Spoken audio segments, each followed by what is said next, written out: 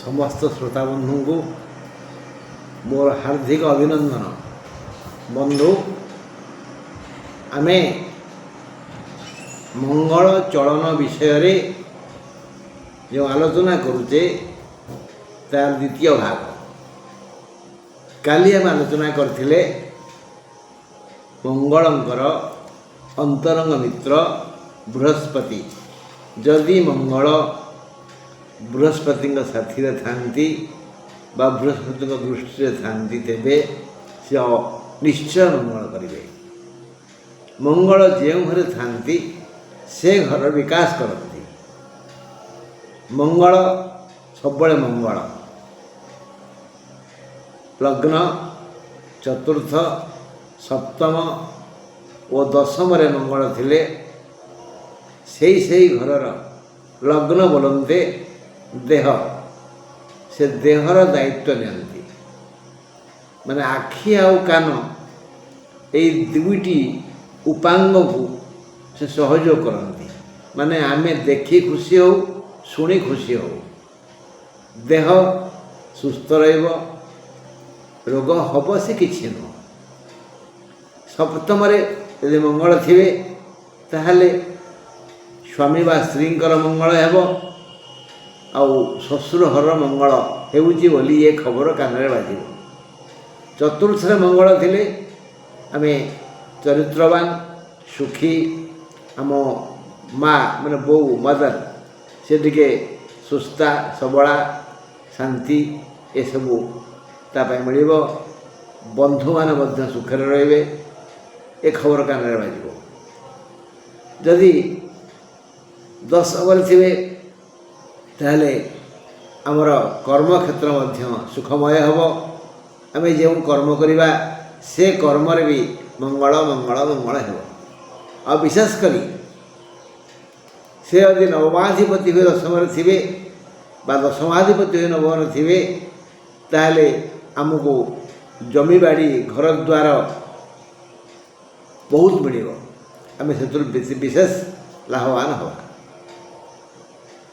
आ गोटे कथा मंगल जदि जातक पंचमाधिपति बा नवमाधिपति पंचमाधिपति बा नवमाधिपति ताल से तांको अंतर्दशा समय जो जो महादशारे मंगलंकर अंतर्दशा आसीब से सबुथिरे से सबु समय मंगल विशेष मंगल कामना करेंगे। जदि से पंचमाधिपति बा नवमाधिपति होते जदि से थिबे लग्न रे सप्तम रे चतुर्थ दशम रे ताले से घर पे उद्दिष्ट समस्त कार्यर मंगल है।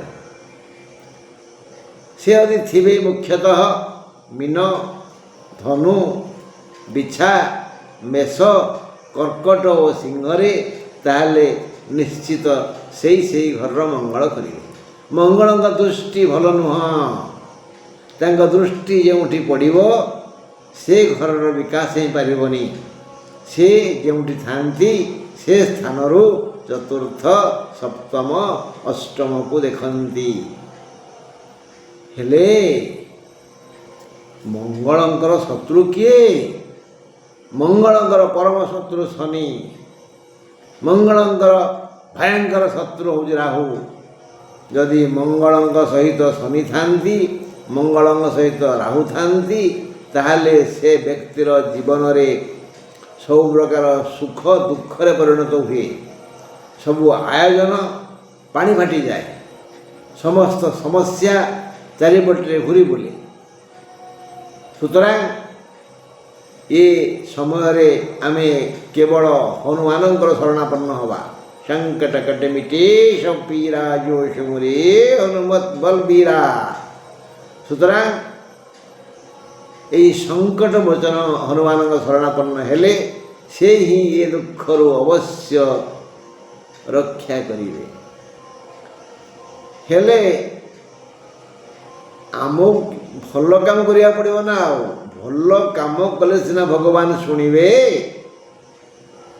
राहु दृष्टि रे मंगल थिले शनि दृष्टि रे मंगल थिले ମଙ୍ଗଳ ଜମା ଭଲ ଫଳ ଦେଇପାରିବେନି ଯେଉଁଠି ଥାଆନ୍ତୁ ନା କାହିଁକି। ମାନେ ଆପଣଙ୍କୁ ଯଦି ମୁଁ ଖାଲି ଚୁମୁଟିବି ଶୋଇ ବସି ଦେବିନି ଆପଣ କ'ଣ ଭଲ ଚିନ୍ତା କରିବେ।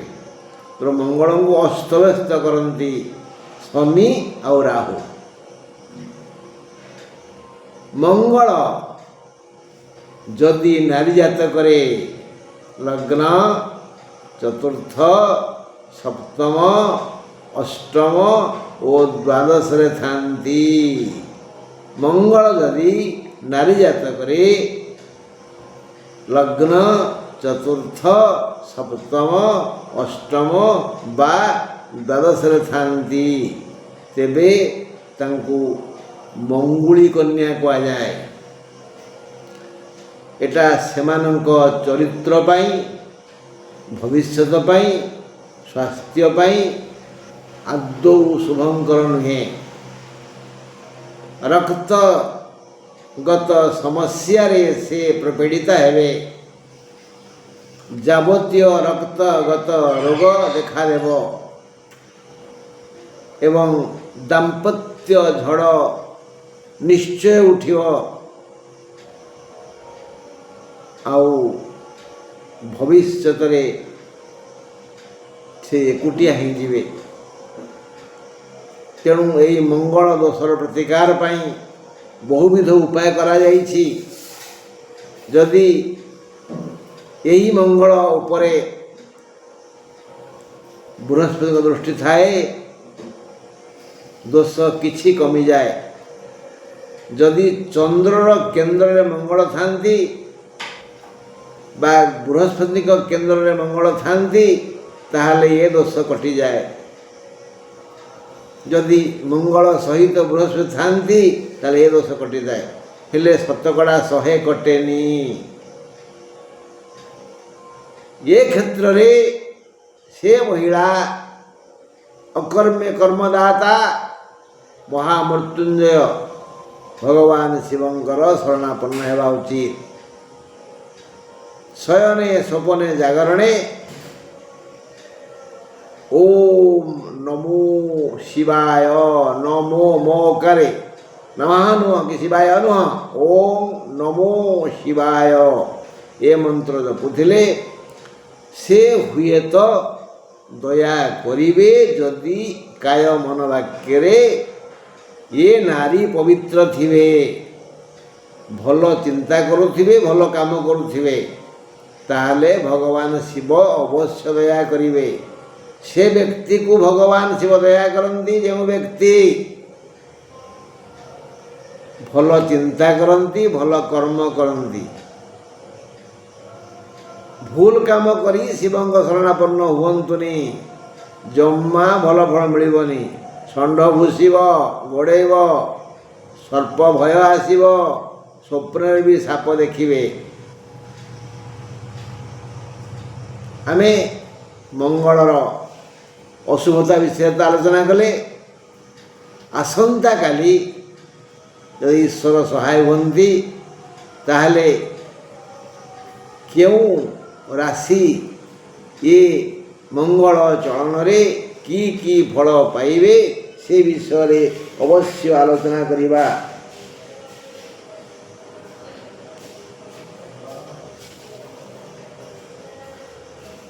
ଏତିକି ମନେ ରଖନ୍ତୁ, 6/6/25 ଜୁନ୍ 6 ତାରିଖରେ ମଙ୍ଗଳ ସିଂହକୁ ଆସିବେ। ଏବେ ମଙ୍ଗଳ ଅଛନ୍ତି କର୍କଟରେ, ନିଚରେ। ଯେଉଁ ଯୁଦ୍ଧର ଭୟାବହ ସୃଷ୍ଟି ହେଉଛି, ଭୂକମ୍ପ ହେଉଛି, ବାତ୍ୟା, ବନ୍ୟା, ଦୁର୍ଭିକ୍ଷ, ରୋଗ, ମହାମାରୀ ଘଟୁଛି ବିଶ୍ୱସାରା, ତାର ମୂଳ କାରଣ ମଙ୍ଗଳ। ସେଦିନ କହିଥିଲି ଶନି ଓ ରାହୁ ଏକତ୍ରିତ ଭାବରେ ମୀନରେ ଥିବାରୁ ଏ ସମସ୍ୟା ହେଉଛି। ଆଜି କହିଲି ମଙ୍ଗଳଙ୍କ ପାଇଁ, ମାନେ ଏଇ 3ଟି ଗ୍ରହ ପାପ ଗ୍ରହ ସଂସାରରେ ନିଆଁ ଲଗାଇଛନ୍ତି। ଏଣୁ ହେ ବନ୍ଧୁ, ଆସନ୍ତାକାଲି ପାଇଁ ଆମେ ମାନସିକ ପ୍ରସ୍ତୁତି ହେବା। आमे शुणा बुझा जाना जे क्यों राशि ए मंगल चरण की प्रकार शुभ फल पाइबे। आज ये रही नमस्कार।